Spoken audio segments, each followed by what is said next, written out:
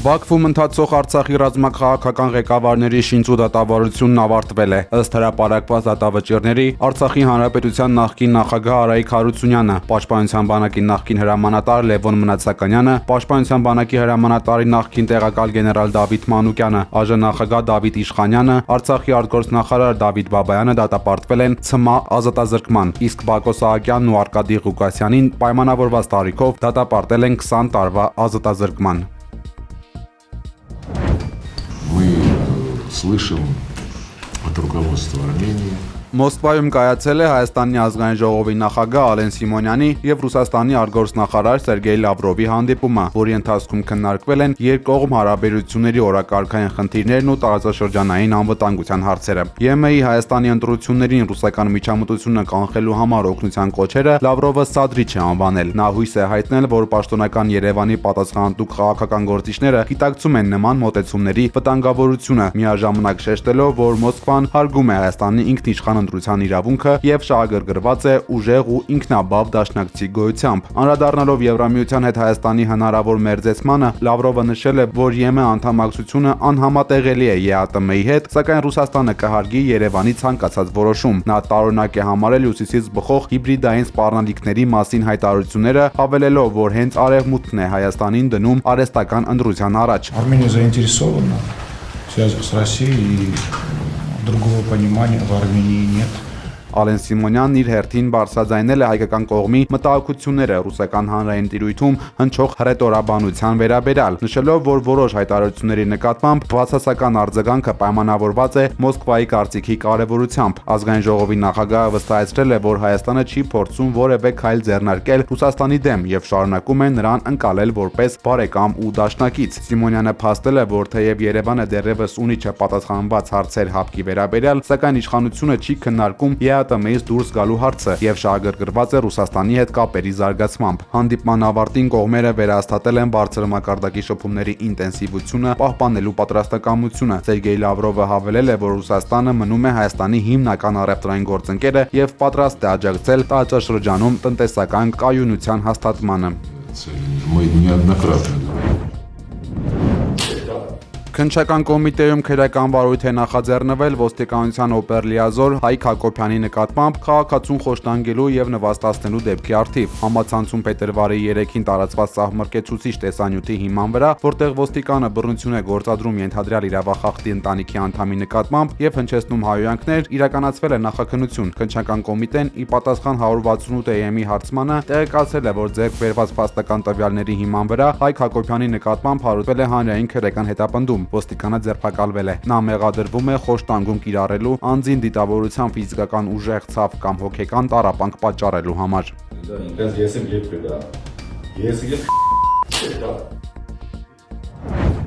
Հեռուստատեսության եւ ռադիոյի հանձնաժողովի նախագահ Տիգրան Հակոբյանը ամփոփիչ մամուլի ասուլիսի շրջանակում ներկայացրել է նախորդ տարվա ձեռքբերումներն ու մեդիադաշտում արկա լրջագույն սպառնալիքները։ Տիգրան Հակոբյանը առանձնակի ուշադրություն է հրավիրել վերահսկողական գործառույթների խստացմանը, նշելով, որ միայն նախորդ տարի նախաձեռնվել է 84 վարույթ, ինչը աննախադեպ ցուցանիշ է համեմատած նախկին տարիների հետ։ Նրա խոսքով այս վարույթները միտված չեն խոսքի ազատության սահմանափակմանը, այլ ուղղված են հեղինակային իրավունքի պաշտպանությանը, բռնության տեսարանների եւ անօրինական գովազդի դեմ պայքարին, ինչը նպաստում է Հայաստանի միջազգային վարկանիշի բարձրացմանը։ Մենք նախաձեռնել 84 վարույթ։ Ձեզ այդ թիվը ոչինչ չի ասի, եթե ես համեմատություն չանեմ, որ 2011-ից 2018 թվականից, ինչի 2011-ից, որովհետև առաջին մրցույթները հանրային մուլտիպլեքսի սլոթերի համար 2011 թվականին էին կայացել, 2011-ից 18 7 տարվա ընթացքում մեր հանձնաժողովը նախաձեռնել էր ընդամենը 15 վարույթ։ 15 վարույթ 7 տարվա մեջ եւ միայն անցյալ տարի 85 վարույթ, 84։ Պատկերացնում եք տարբերությունը եւ ընդհանրապես 19 թվականից մինչեւ նախորդ տարի մոտ 400 մենք վարույթ ենք նախաձեռնել, որի արդյունքում պարզ է, որ որոշ լրատվամիջոցներ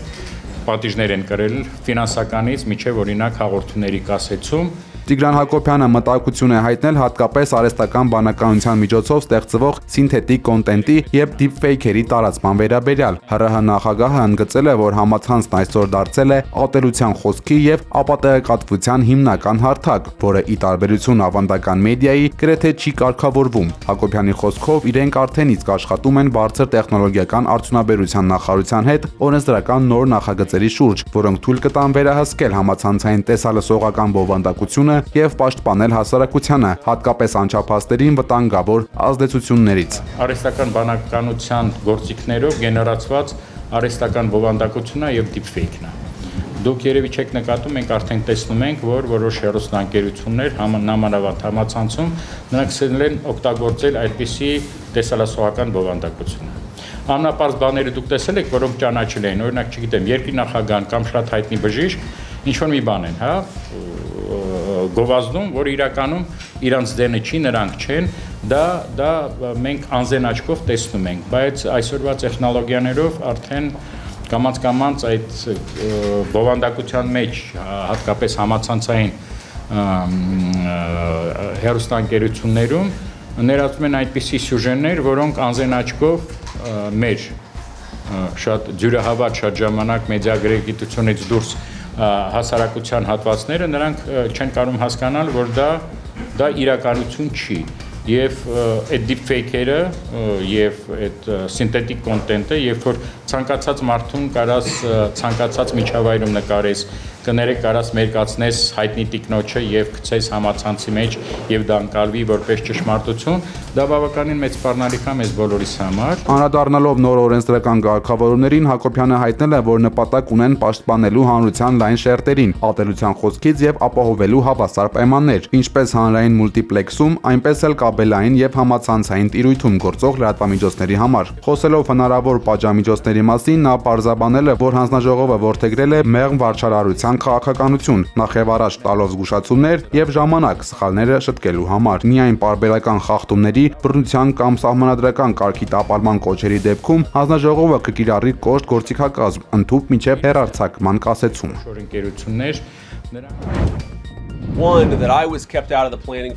ԱՄՆ-ն թույլ չի տա, որ Իրանը միջուկային զենք մշակի։ Վաշինգտոնը պատրաստ է համագործակցել Ռուսաստանի, Չինաստանի եւ այլ երկրների հետ աշխարհի միջուկային զինանոցները կրճատելու համար, հայտարարել է ԱՄՆ փոխնախագահ J.D. Vance-ը։ Նրա խոսքով սա ամենակարևոր բանն է, որ կարելի է անել խաղաղության եւ կայունության համար։ Եթե Իրանը մշակի միջուկային զենք, դա շղթայաբար կփոխանցվի մյուս երկրներում եւ այն կհանգեցնի միջուկային զենքի տարածման համաշխարհային մասշտաբի, նշել է Վենսը։ Դոնալդ Թրամփը կփորձի բանակցել Իրանի հետ խաղաղ կարգավորման շուրջ։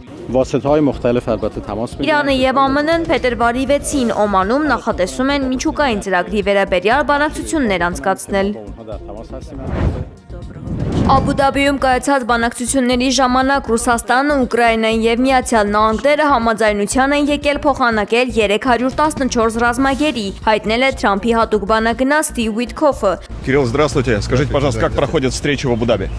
Ну, как вы знаете, совместно с администрацией президента Трампа идет активная Պուտինի հատուկ ներկայացուցիչ Կիրիլ Դիմիտրիևը բանակցություններից հետո պատմել է, որ Ռուսաստանի եւ ԱՄՆ-ի հարաբերությունների վերականգնման ուղղությամբ ակտիվ աշխատանք է տարվում։ Նա նշել է, որ ամերիկյան պատվիրակության հետ հանդիպումները դրական են ընթանում։ Կողմերը քննարկում են տնտեսական համագործակցության վերականգնման հարցը։ разжигатели войны из Европы, из Британии постоянно пытаются помешать. Անդրադառնալով ուկրաինական հարցին, Դիմիտրիևը շեշտել է, որ Եվրոպայից եւ Բրիտանիայից պատերազմ հրահրողները անընդհատ փորձում են խանգարել այս գործընթացին։ Նրանք անդադար փորձում են միջամտել։ Ըստ նրա, դա առաջընթացի նշան է։